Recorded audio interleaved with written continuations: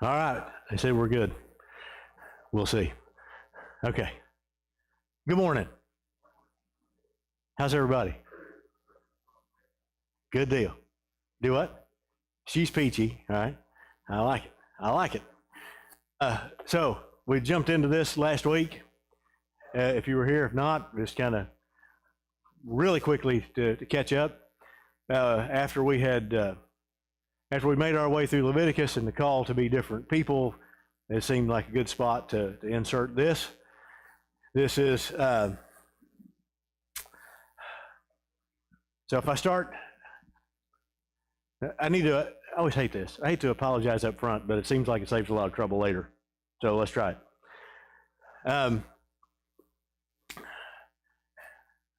This week I was gone. I was at Searcy this week, and much of what we've started to cover here is what we covered in a week down there this week. Start spouting off all kinds of different virtue ethic theories, things. Just somebody slap me or shake me or something, because that's just where my head's been. So what we did, we were looking at what it means to be a good person. It's really kind of the idea. What does it mean to be the person that God's called us to be? And so there are certain, what we think of virtues, right, that we ought to have, and opposed to those virtues are vices. And so last week we started talking about what I like to call the capital vices. Some would call the 7 deadly sins. I don't really like that language that much, but capital vices seems to work well. It's just those things that habits that we can get into that move us away from the people that we ought to be. Maybe that's a good way of thinking about it. And but looking at these various vices,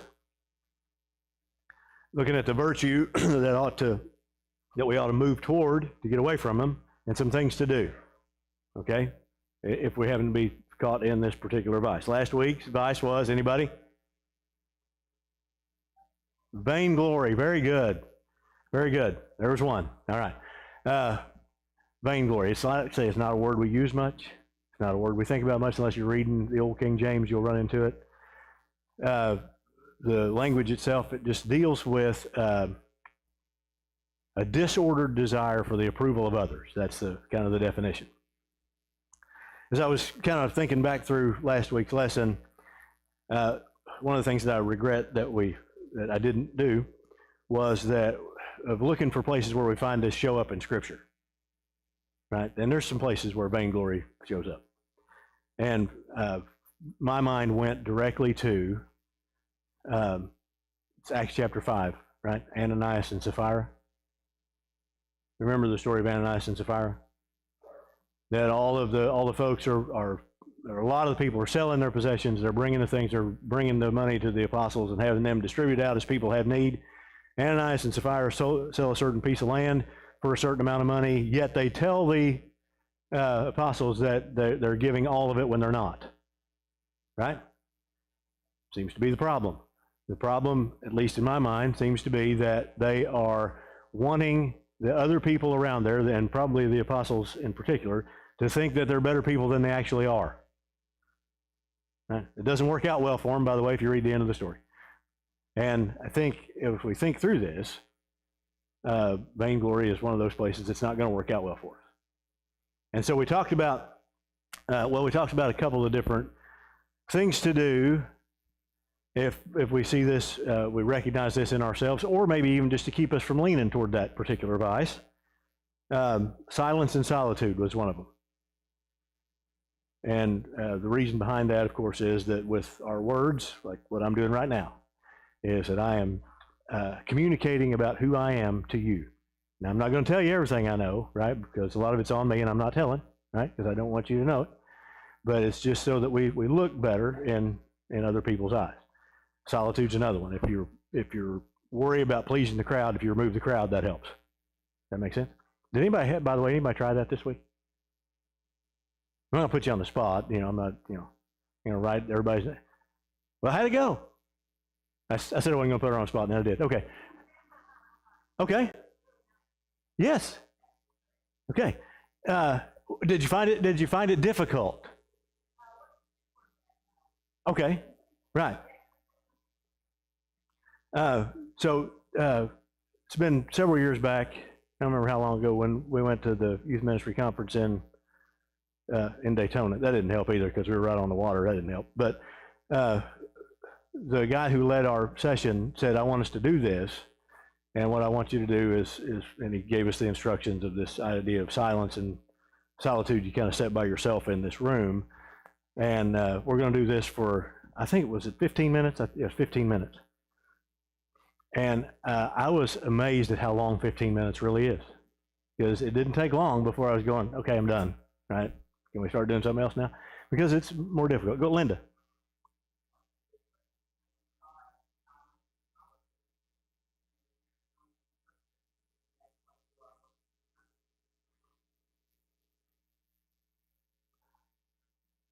In the spiritual discipline side of it, I would say it is what you do in silence and solitude would be my thing. All right. So if and I understand that. I'm not saying, I get that. Right. So silence and solitude, when you think of when I think, yeah, yeah.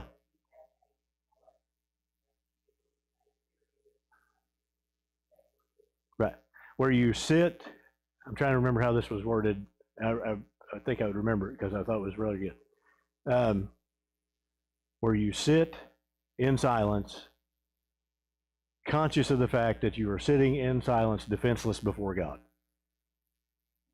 Of this is who I am, and I'm going to sit here. It was Randy Harris who talked about it as hanging out with the one I love, is what he called it, and I thought that's pretty interesting, right? So it is one of those things, and sometimes it's a little uncomfortable, and sometimes we go, I think he's a little weird, which I am, but that's okay. But it's an ancient practice. It's been done for a long time. I'm gonna get down a road here. I don't want to get out of, but the tradition of that we all hold on to, and we're walking through the tradition of this idea of the capital vices and the list that's changed over the centuries. There was 8, there was 9, that's down to 7, and so I don't know whether that's good or bad, but comes from those who said, wait a minute, we're trying to figure out what this means. And these are, if you ever read anything or hear about the Desert Fathers, these are people who said, okay, we're leaving we're leaving the city, we're leaving the place where we are, and we're going out to the desert by ourselves. Now that in itself sounds a little weird to us, but this is where a lot of that tradition comes from, of people sitting and trying to kind of come up with what does this look like. And so anyway, some of it's very, very helpful. Some of it I think goes maybe a little too far, but that's just one of those things we got to deal with, right? Of how we navigate life. So today we're going to a new one, I think. Maybe we're not. Okay, don't worry about it. So we listed last week the virtues and the vices, and I had them on a slide, and my slide's not working, so I'm just going to try to remember. So the virtues: vainglory, envy, sloth, greed, wrath, lust. The vices. I meant to say vices. Been a long week, Tom. I'm gonna start over. Can we rewind the tape so nobody sees that? Okay. All right. Anyway, we're going to work our way through those. On the other side of that, virtues. And so ancient Christian thought was there's theological virtues. Theological virtues of faith, hope, and love. Right? There's theological because those are what we see in God and what God's granted to us, and so those are kind of important. And then behind that, there are what they call the cardinal virtues that you need to possess if you have the rest of these. And it's courage and practical wisdom, justice, and there's one more and I can't remember it, but we'll get there. All right? But anyway, they work 7 on each side. So this morning we're going to look at, with all that being said, we're going to look at another one, and it is envy. Envy, the second of the vices. So just quickly, anybody, definition of envy.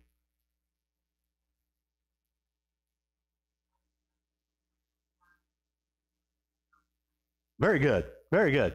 I hope you heard that. Wanting what someone else has and wanting them not to have it. That's really good. That's really good. It is this, it's really hard to pin down for me. It's really hard to pin down to a really easy definition.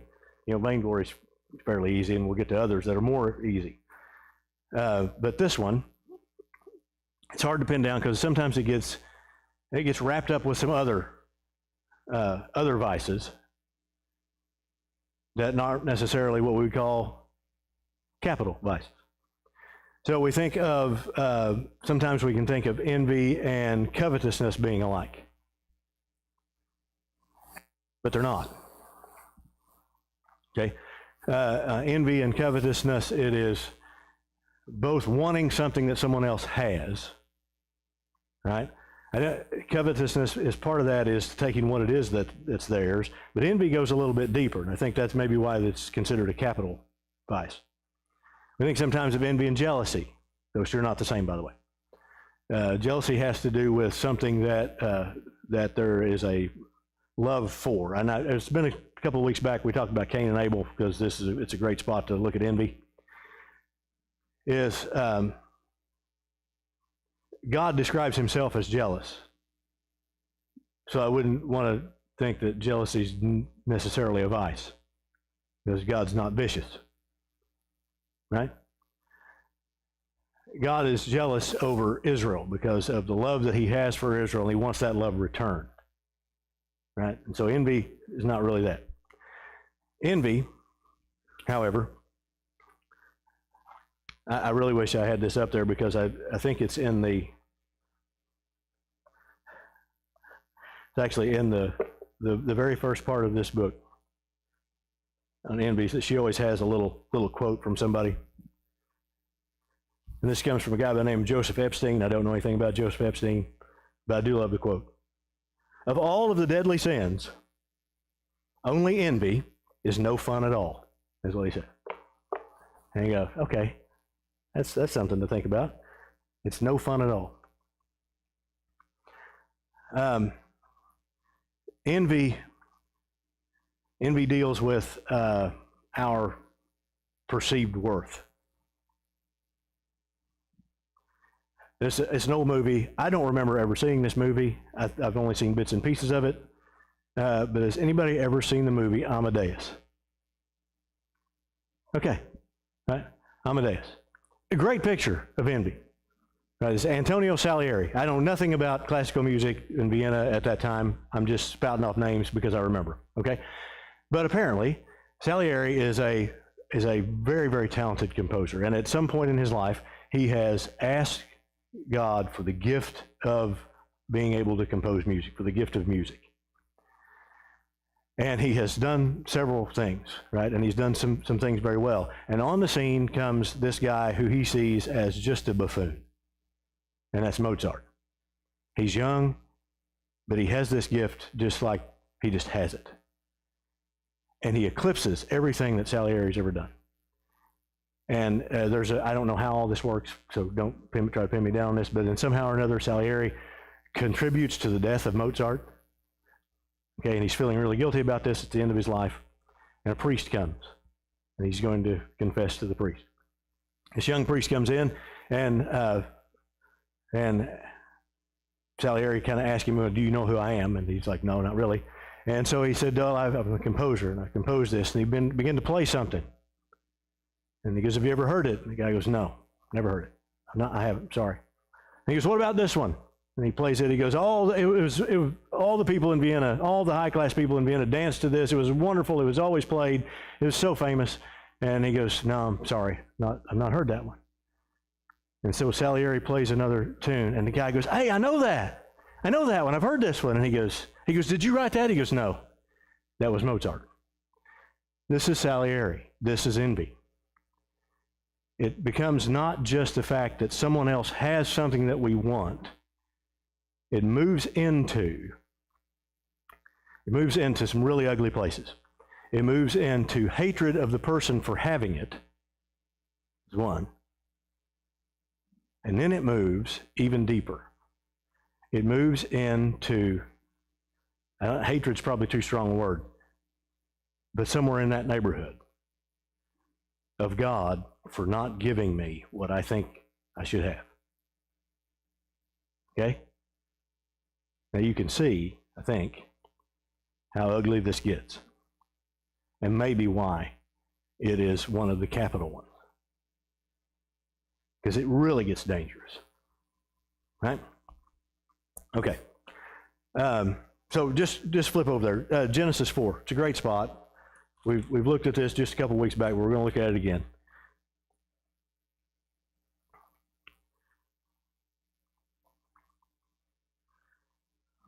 Genesis 4, we're starting verse 1.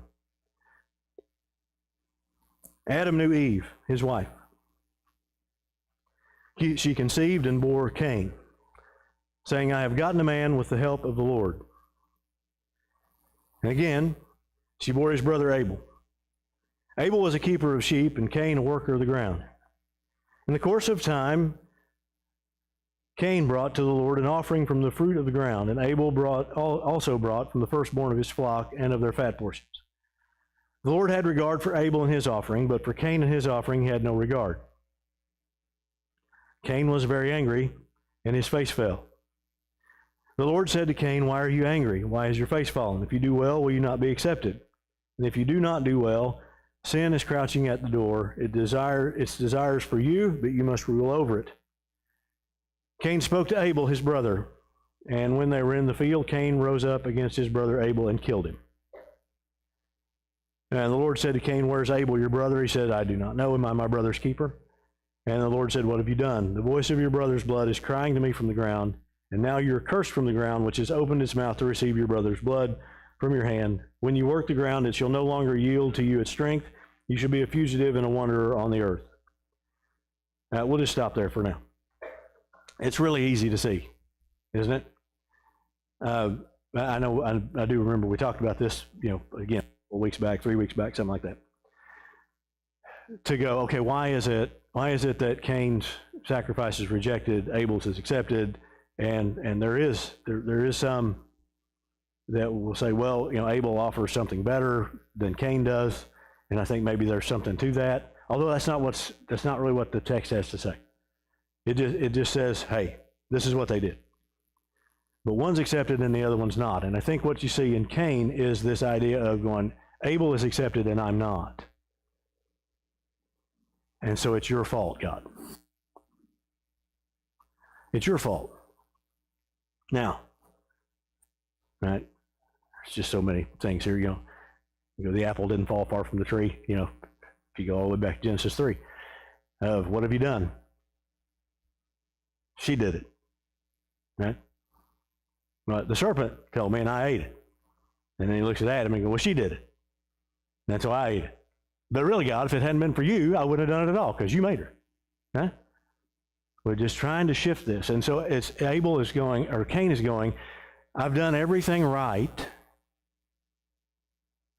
and God owes me.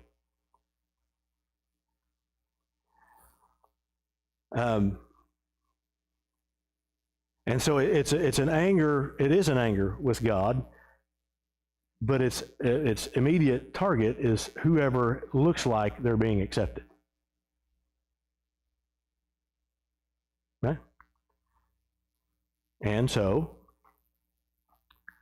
what does Cain do? You eliminate the competition.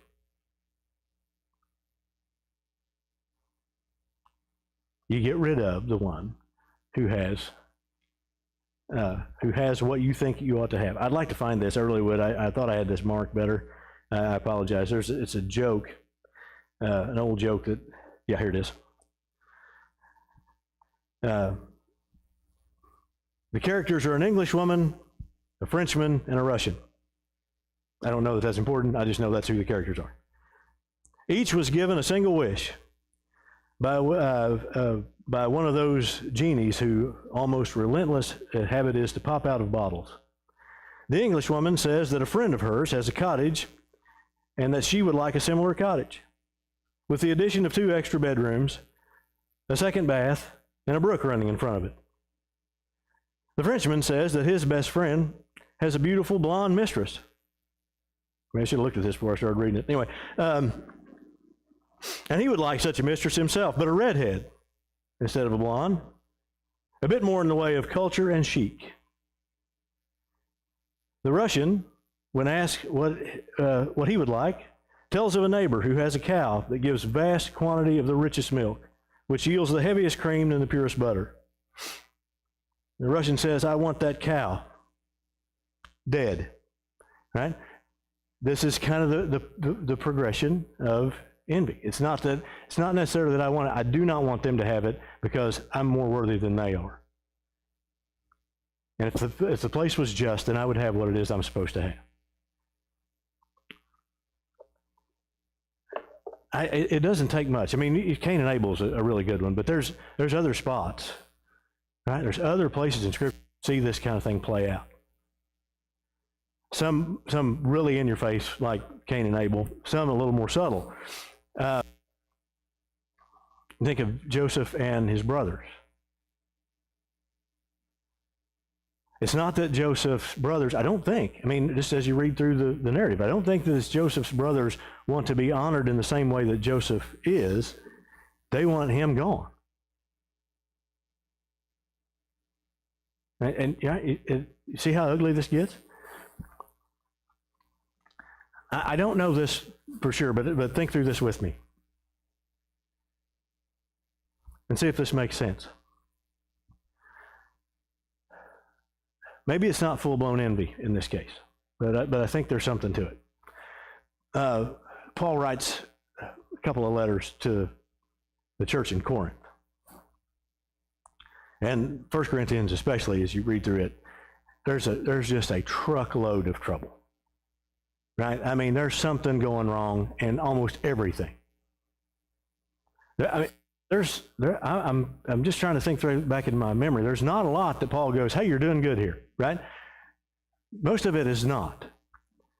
And so there's division. And so he deals with that for those who are loyal to one party or the other, right? I'm Paul's, I'm Apollos', I'm Peter's, however you want to look at that. And he deals with that, and he deals with several things. But one of the things that I wonder about, and maybe you can help me with this, is that he gets to the spot about, and there's a big chunk of this section about the church and how it functions in worship, how it functions, again, with the division things and all the trouble that's going on.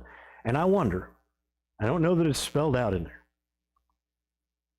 I wonder if some of that has to do with envy. There's a large section in this about trouble being caused by the various uses of spiritual gifts, whatever we think of the spiritual gifts in 1 Corinthians. Right? There seems to be prophecy, and there's tongue speaking, and there's all kinds of things that he talks about. But there is this tension that's caused, that's really causing trouble within the church itself, because it seems that, and again, if I'm reading too much into this, maybe I am. I don't think so. But of course I don't. You know, it's one of those beauty things. We always think we're right, right? Isn't that good? Is that if you were somebody who had the gift of, say, prophecy, or generosity. I think Paul lists that among the various gifts. And then there was someone else who had the gift of tongue speaking, which seems to be a really big thing. Right? In Corinth, it seems to be a big thing. Almost seems to be the thing in Corinth. So you may have those, right? You may have those who have the gift of being able to speak in tongues, whatever it is that are looking at other people and going, more noticeable in case you haven't noticed, right? I mean, you're kind of in the background, which pride always gets in the way. But then you wonder if those on the other end of that are going, I wish they didn't have that gift. Because they seem to be garnering more attention. There's something seems to be moving more in their direction. I wish they didn't have that gift. Maybe not that even that I had it, but they don't. And so I think we can see how this can get inside? And all of a sudden, really cause trouble. Envy is tied very closely to self-worth. Okay? It is. Because the person who is envious, and I think we see this with Cain in some way, feels that they have no leverage whatsoever. Right? They don't have any ability to do anything about the situation. I don't know if I'm making sense or not. But that seems to be it. So it's tied to self-worth. And so if in this way, it's related very closely to the first vice, that's vainglory, is how it is that I see myself, how it is that others see me. I worry about that. But it's a little bit more than that. But it has to do with self-worth. So what will happen often, and this is why I think envy is so dangerous. What happens often is that an envious person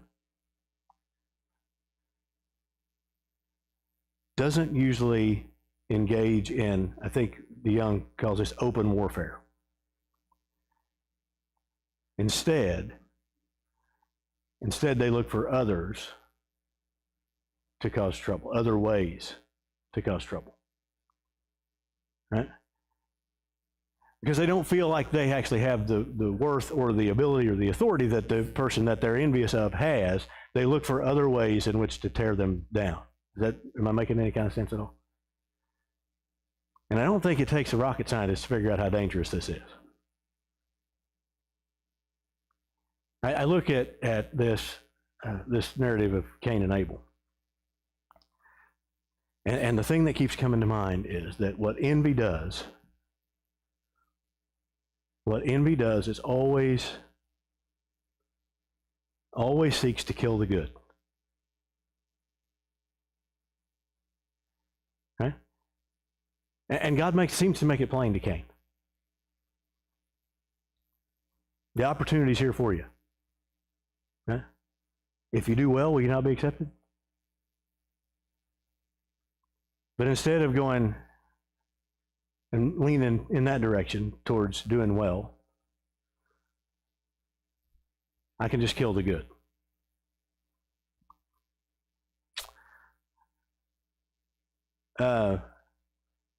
Anybody see the connection with Jesus and the religious leaders in Jerusalem? Of Jesus coming. And almost it's almost like you could plug those words in that God uses for Cain as Jesus speaks to the religious leaders of his day of going, if you do well, will you not be accepted? Things come to mind. Sometimes it's good, sometimes not. But as Jesus is having one of those discussions with the religious leaders, he says, you search the scriptures because in them you believe you'll find life, and yet all of them point to me. And I don't think this is in there, but I'm going to add it in there. So me, and I'm standing right in front of you, and yet you refuse to come to me for life. You could almost plug in, if you do well, will you not be accepted? But if you don't, the opportunity is there to go the other way as well. And all through this, the Gospels, we get those hints of the envy of the religious leaders that finally ends up with Jesus on the cross. Because it seeks to kill the good instead of making the changes necessary. Does that make any sense at all? Okay. I need to apologize for something else. This has been a great day. I get to apologize all over the place. And one of them is that I printed out my notes, but the wrong ones. These are last week's, in case anybody's interested knows. So I'm working without a net here. But I think we're okay, because I think we can look at this and start thinking about remedies. So the enemy of envy The enemy of envy is one of the cardinal virtues, not just one of the cardinal virtues, one of the theological cardinal virtues. Love. Love is the absolute opposite. And so we have to think about that. We have to think about what love is. And so the highest call, right, I guess, for us. The highest call, Jesus would call it the greatest command, is to love God with everything you have.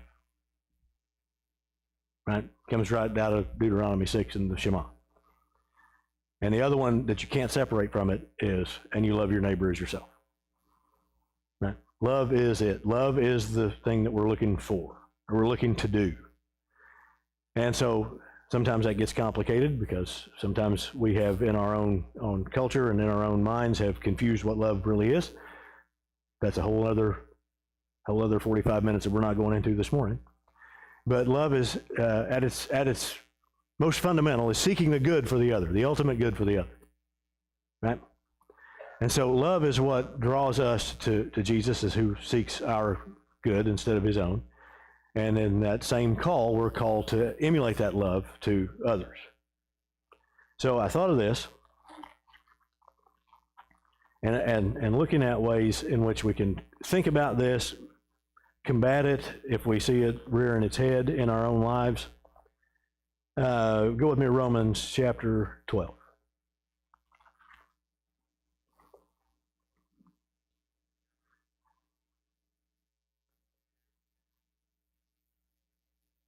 It starts with what I really think is kind of one of the theme, what I'd like to think of as one of the theme verses, theme passages, I guess, of this little series we're doing right now.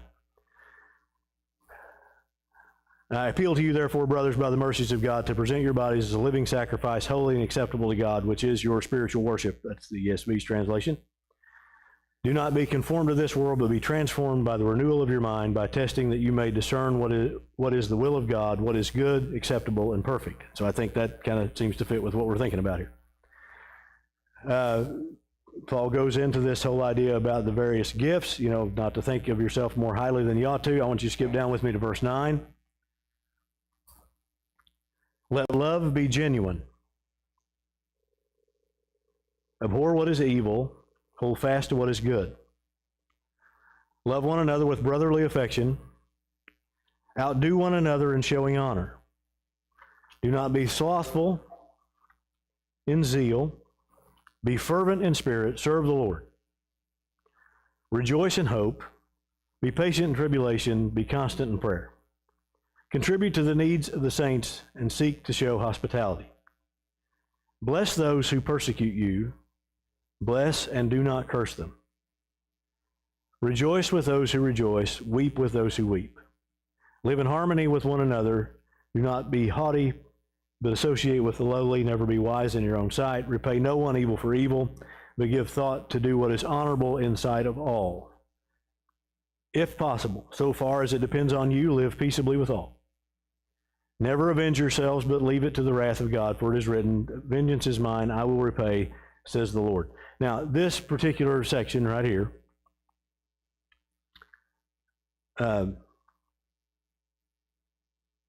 is almost exactly backwards to the way an person thinks.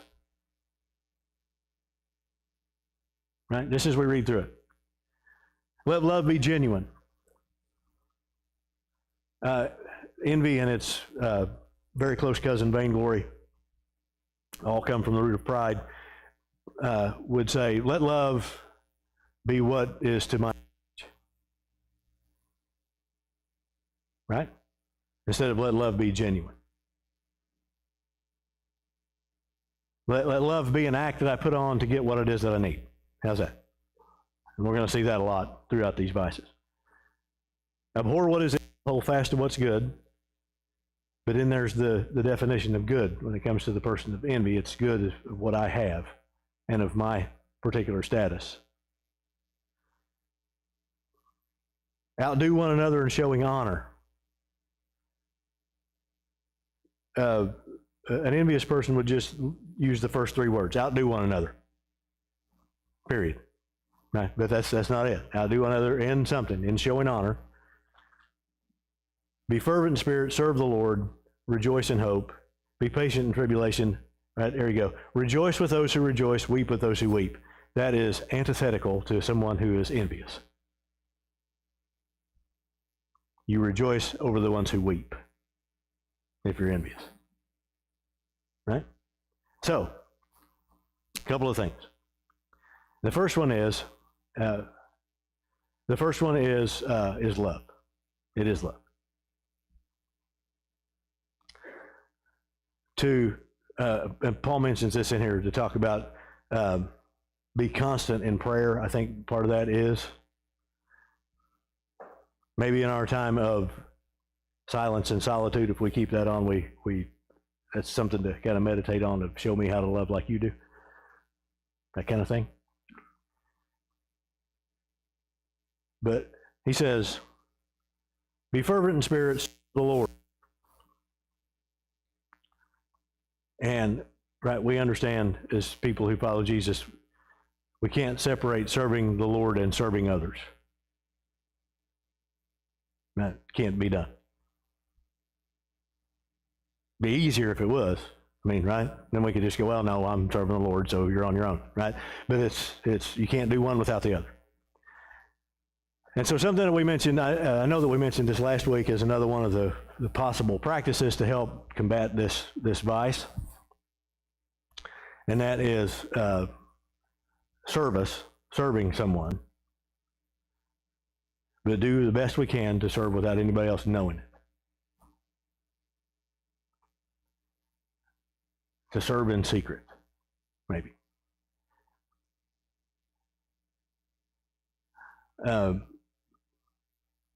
Done the right way. And again, there's all kinds of ways we could make it go wrong, but we're not looking to do that. But done the right way, and what it does is it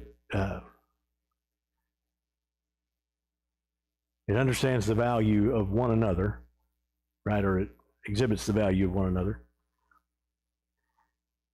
And we're not doing this for our own good. We're doing this for the good of someone else.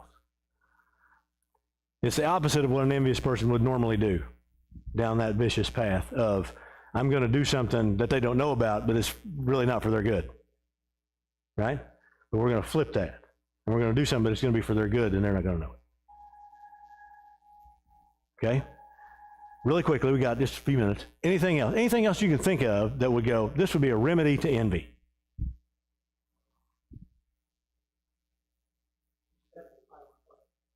There you go. Contentment. That would be a great. Do what? Yes, selflessness. Oh, that's it. Gratitude. That's it. We're going to find that a lot of these practices come into play with a lot of these, combating a lot of these vices. But gratitude's a big one. How many of us? It's always dangerous because nobody's going to raise their hand, right? Let's put it this way. I hope nobody raises their hand, right? How many of us, when we stop and we think about it, when we get down to it, we realize that we are who we are in God, all because of Him. Do any of us think that we did this on our own? That's the question. Do any of us think that we are a part of the family of God because of who we are? Anybody? I don't think we do. Right? And I think that's just it, of understanding this, that works in with contentment and selflessness and gratitude, of going, God owed me nothing and yet gave me everything, right? I'm grateful for whatever it is that he's given. That ought to, just think about that for a second. That God owed me nothing and gave me everything. Does that speak to anybody's self-worth? Does that help with that at all? Envy is kind of a problem of self-worth, of not having it. But when we think about this, the fact, the ways that God has reached over and over to reach us, the passage from Peter comes to mind, you were redeemed not with perishable things like silver and gold and that kind of stuff, but by the precious blood of Jesus. Does that help our worth? I mean, I would like to think it does. Right? And with that, the understanding of, he owes me nothing, but here's what he's given me, ought to move me a little bit more towards contentment, and it ought to certainly move me towards gratitude, which moves me toward, this isn't about me, this is about others. That make sense? Okay.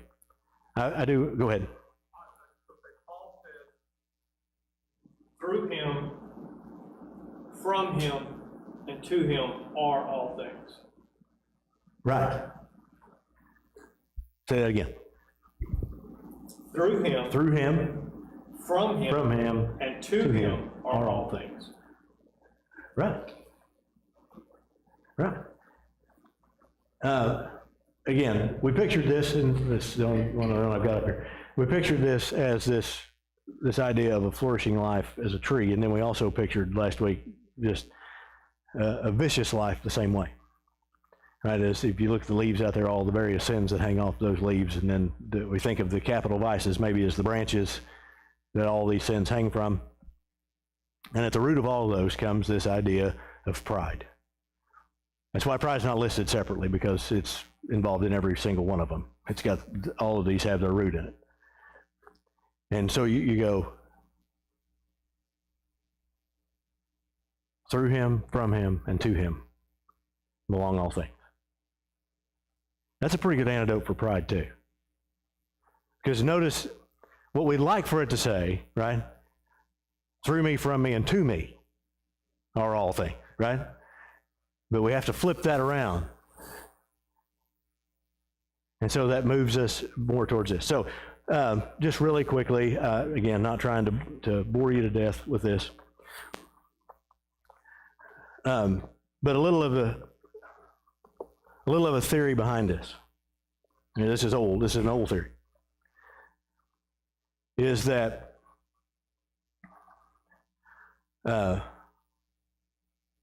it's in paying attention to how it is that we live, how it is we move, the habits that we're engaged in is what moves us toward being vicious or virtuous.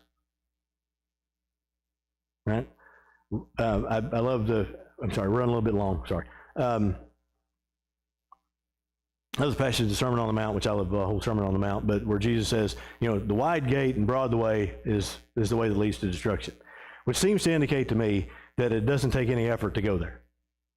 I mean, that's pretty easy to find. If I'm looking for Interstate 49, that's pretty easy to find.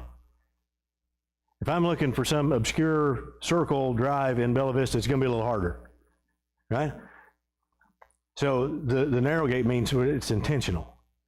And so by looking at these things, what we look at, we go, okay, so what are the habits that we need to cultivate to move us, because it moves us because character is habituated, right? We just perform these habits and then we develop character. And to move in those in the right direction. That seems to be the point of this. And there's the bell again. Look at there, right on time. Let's say a prayer real close. God, we love you. We thank you so much for who you are. We thank you so much that you love us and that you owed us nothing but gave us everything. And Father, that love that you have poured out on us, let it fill us, and that we pour it out to those around us. Help us to measure our worth in you and what you've done for us.